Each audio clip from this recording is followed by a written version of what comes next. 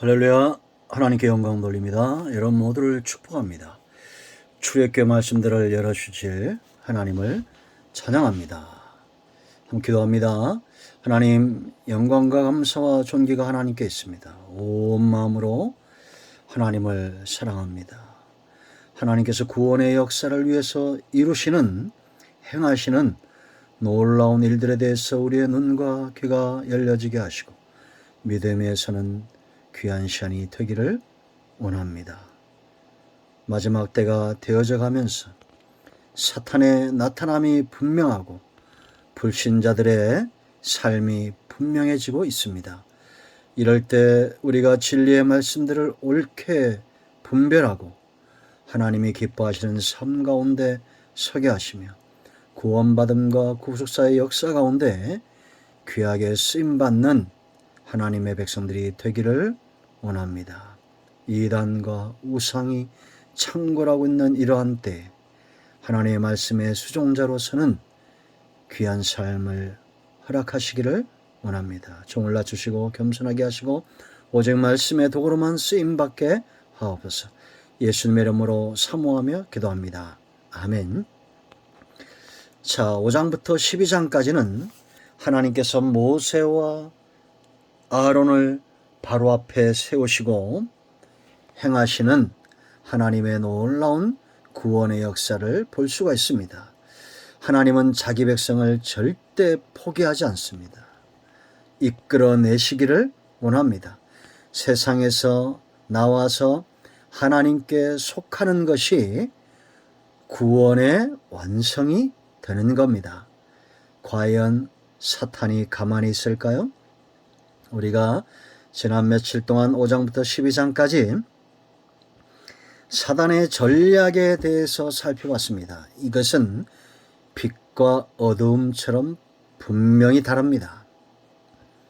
어둠과 빛이 어떻게 하나 될 수 있겠습니까? 하나님의 역사와 사단의 역사가 어떻게 같을 수 있겠냐라는 겁니다. 그러므로 우리는 이러한 열매들을 잘 분별하는 것이 무엇보다 귀하다라는 겁니다. 적극적으로 힘을 다하고 마음을 다하고 목숨을 다해서 하나님을 사랑하고 하나님 편에 서는 우리 모두가 되어야겠습니다. 이제 5장부터 12장까지 하나님께서 하나님의 택한 백성들을 세상과 바로의 손아귀에서 이끌어내기 위해서 어떻게 행하시느냐를 잘 봐야 됩니다. 여러분, 불신과 거짓과 타협과 간계와 자녀들을 볼모잡는 것, 재물을 볼모잡는 것, 강포하게 행하는 것, 이러한 것들이 사단의 전략이라면 하나님은 어떤 방법을 쓰실까요? 5장부터 12장까지 보면 크게 세 가지의 방법을 쓰시는데요. 이 모든 것들은 바로 모세와 아론을 세워서 일하신다. 그의 동역자들을 하나님은 준비하셨고 그들을 통해서 모세와 아론과 동역자를 통해서 일하신다라는 겁니다. 우리 모두가 모세와 같이 쓰임받을 수 없다면 기꺼이 기쁨으로 동역자의 삶을 사십시오. 그러기 위해서는 잘 분별해야겠죠. 우리가 하나님이 행하시는 일들에 대해서 옳고 그름을 따지면 되겠습니까? 온전히 순종하는 것이 무엇보다 지혜로운 처사가 될 것입니다. 하나님은 모세를 연단하셨습니다. 80년 동안 이제는 나는 입술이 둔한 자입니다. 나는 아무것도 할 수 없는 자라고 철저하게 자기를 낮추는 그런 존재로 하나님은 만들어 놓으셨습니다. 하나님이 쓰실 때가 되었다라는 거죠.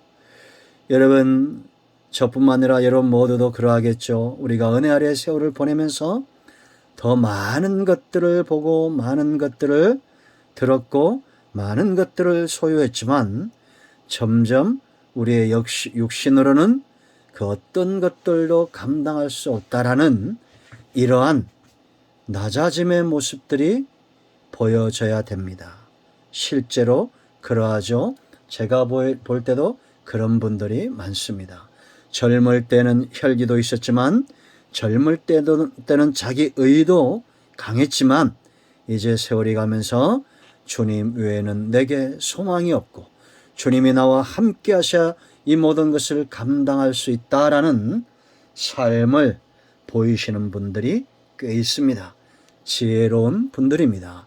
자, 이제 여러분, 모세가 이렇게 준비되어졌을 때 하나님은 모세를 통해서 어떻게 행하시느냐?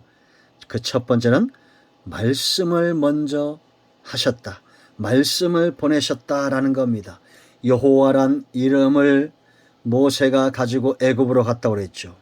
그 여호와란 이름은 사단도 세상도 사람도 어떤 환경도 예수님께서 바다와 풍랑을 꾸셨듯이 어떤 환경적 세력도 여호와란 이름 앞에 순종하게 되어 있다라는 것이죠.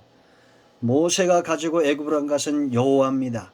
철저하게 하나님의 이름에 붙들림 바 되어 하나님의 입에서 나오는 말씀에 수종들었다라는 겁니다.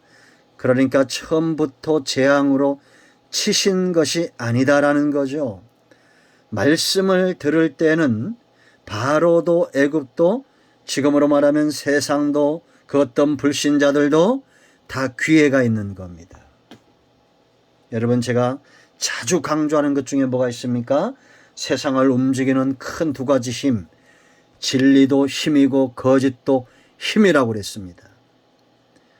제가 설교를 할 때는 절대 물론 인간적 생각들이 개입되어 있지만 이건 하나님의 말씀이다라는 거죠. 그런데 어떤 분들은 듣지도 않고 귀를 닫아버린다거나, 예를 들어 이런 영상들도 제가 들으라고 강조하는 건 아닙니다. 여러분 가운데 말씀을 전할 때는 그 가운데 마음을 열어주시는 분들이 있다라는 거예요. 하나님은 반드시 자기 백성들의 마음과 눈을 열게 되어 있습니다. 그런데 우리가 예를 들어 악한 마음을 갖고 이러한 말씀들을 듣기 싫어한다면 과연 그것이 성령으로부터 왔을까요? 아니다라는 겁니다. 진리는 힘이 있습니다. 그러나 거짓도 힘이 있습니다. 우리는 진리의 말씀을 옳게 분별하고 그 말씀들을 듣기를 사모해야 됩니다. 말씀을 들을 때는 기회가 되는 겁니다. 바로에게도 구원받을 기회고 애굽에게도 하나님의 은혜를 누릴 기회고 축복을 누릴 기회입니다. 지금도 세상에는 끊임없이 하나님은 자기의 종들을 보내시며 교회를 통해서 택한 백성들을 통해서 끊임없이 복음을 전합니다. 왜? 그래야 믿음에 서기 때문입니다. 사탄도 끊임없이 신천지들을 보내고 저 안상홍들을 보내고 여호와의 증인들 이런 이단들을 보내고 수많은 이단들을 보냅니다. 왜냐? 그래야 불신 가운데 서기 때문입니다. 잘 분별하십시오. 여러분들이 이 말씀을 듣고 있다면 여러분들에겐 구원받을 기회가 있습니다. 하나님 외에는 여호와가 없고 예수 그리스도 외에는 구원의 주가 없다는 것을 분명히 믿으세요. 세상에 어떤 육체를 가지고 태어난 사람들 가운데 구원의 주로 오신 분은 예수님 외에는 없습니다. 성경은 진리입니다. 그러므로 예수님을 구주로 영접하십시오. 자, 그러면 이제 우리가 이러한 말씀에 대언자였던 모세에게서 배울 수 있는 것이 있습니다. 우리가 사단의 전략에서도 나왔지만 분명하게 한번 더 짚으면 모세나 저와 여러분이 하나님의 말씀에 대언자가 된다면 우리는 이뤄야 됩니다. 5장 1절 말씀 보세요. 그 후에 모세와 아론이 바로에 가서 이르되 이스라엘의 하나님 여호와께서 이렇게 말씀하시기를. 하나님이 이렇게 말씀하셨다는 겁니다. 철저하게 말씀의 통로만 된 겁니다. 하나님 외에는 두려움이 없었습니다. 3절 말씀 보세요, 여러분. 그들이 이르되 히브리인의 하나님이 우리에게 나타나신즉 우리가 광야로 살 길쯤 가서 우리 하나님 여호와께 제사를 드리려 하오니 가도록 허락하소서. 여호와께서 전염병이나 칼로 우리를 치실까 두려워하나이다. 지금 애굽을 두려워하지 않습니다. 바로를 두려워하지 않습니다. 이것은 오랜 시간 연단의 결과고 그들이 하나님을 대면한 결과지요. 여러분, 하나님께서 이렇게 말씀하셨습니다라고 하나님 외에는 두려움이 없는, 그것이 바로 저와 여러분의 태도가 되어야 된다라는 겁니다. 8장 25절 26절 말씀 보세요. 여러분, 바로가 너 이 땅에서 하나님을 예배하고 이 땅을 떠나지 말아 했을 때 모세가 뭐라고 말합니까? 그리함은 부당합니다. 세상 권력을 두려워하지 않습니다. 여러분, 이걸 코로나19 방역에 잘못되게 해석하는 문제가 있어요. 이런 바이러스와 전염병은 하나님께로부터 온 줄 알고 우리가 철저하게 청결하게 하고 영육을 청결하게 하는 삶이 필요합니다. 온 나라가 하나 되어 바이러스에서 이 땅을 보호해야 되겠죠. 그러나 우리는 영적으로 더 하나님을 가까이 하는 기회를 삼아야 됩니다. 자, 10장 24절 말씀 보면 양과 염소를 두고 가라 했을 때 25절에 모세가 뭐라고 말합니까? 왕이라도, 이건 다시 말하면 왕이라도 하나님께 순종해야 된다는 겁니다. 왕이라도 우리 하나님 여호와께 드릴 제사와 제물을 우리에게 주셔야 하겠고 라고 말합니다. 여러분, 철저하게 하나님 편에 서서, 그것은 하나님의 말씀에 위배됩니다. 이러한 코람데오의 신앙을 가져야 됩니다. 이렇게 살 때 문제가 생겨요. 문제가 생길 때 어떻게 됩니까? 5장 22절 23절 말씀 보면 여호와께 아뢰입니다. 기도하고 하나님과 이 문제를 해결하고 있다라는 겁니다. 여러분, 예수님은 이 땅에 무엇으로 오셨습니까? 요한복음 1장 14절 말씀 보면 말씀이 육신이 되어 우리 가운데 거하셨다라고 말합니다. 이거는 예수님께서 철저하게 하나님의 말씀에 순종하셨고 그러기 위해서 이 땅에 오셨다는 겁니다.